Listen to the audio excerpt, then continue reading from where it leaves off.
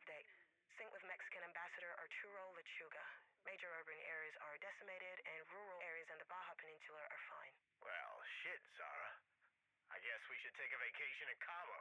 Not funny, sir. Lighten up. The world's fucked whether we like it or not. Status update. Sync with Canadian intelligence.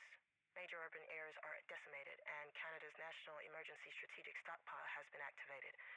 Most of the western half of the country has dodged the worst of it. Rural BC is mostly unscathed. I'm sensing a theme here, Zara. Live out in BFE. You're probably fine.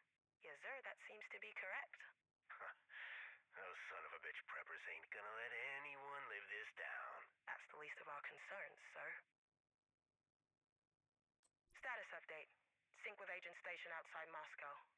Despite a major effort to contain the spread, criminal enterprises thwarted the quarantine just enough to ensure the containment failed. I hope that bare-chested buffoon suffered.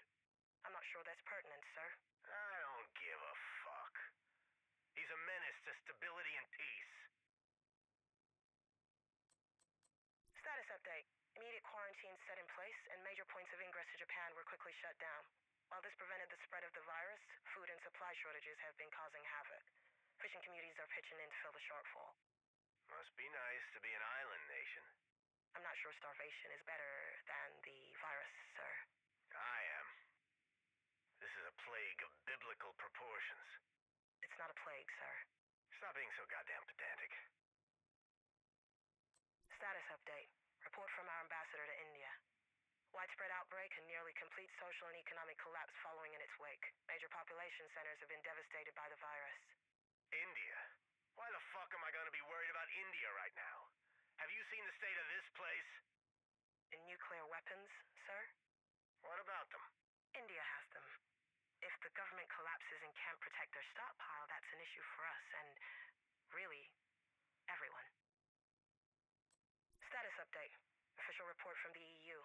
Despite political paralysis around committing people to quarantine, many European countries have weathered the outbreak well. Healthcare systems manage treatments, and they've shown a high rate of success in treating the symptoms. Sounds like a load of socialist bullshit. The numbers don't lie, sir.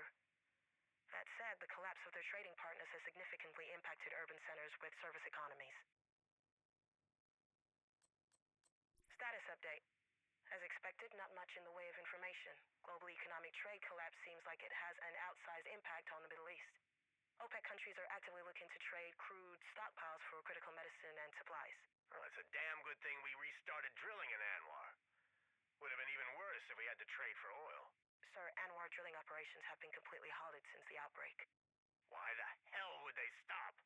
I believe they experienced difficulty drilling without sufficient staff.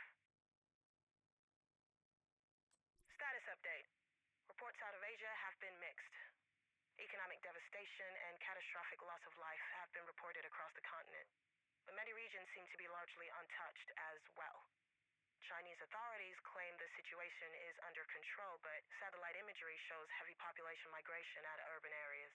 Mixed how? What are we talking about? Initial news out of larger metropolitan areas show devastating viral spread, but some Asian countries have had little issue in rapid quarantine procedures. So, you're saying that human rights abuses have their benefits?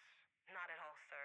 I'm simply stating the reality that some countries have had less political backlash with strict lockdowns. Central and South America have fared relatively poorly. The breakdown in government services has factionalized the survivors, and they've coalesced into warlord factions, often led by former cartels with strong regional paramilitary power. Cartels. Fuck. Not solely, sir, but certainly, without markets for their products, cartels have consolidated control over regions. We have reports of violent clashes with existing governmental militaries as well. Well, that's just fucking perfect. Status update. With such a low population density and already spotty government support structures across many African nations, much seems to remain largely unchanged. I don't give a flying fuck about Africa. Why are you even briefing me about it?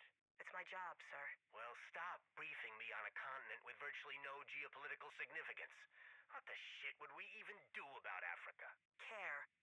Sir, you know I still have family there.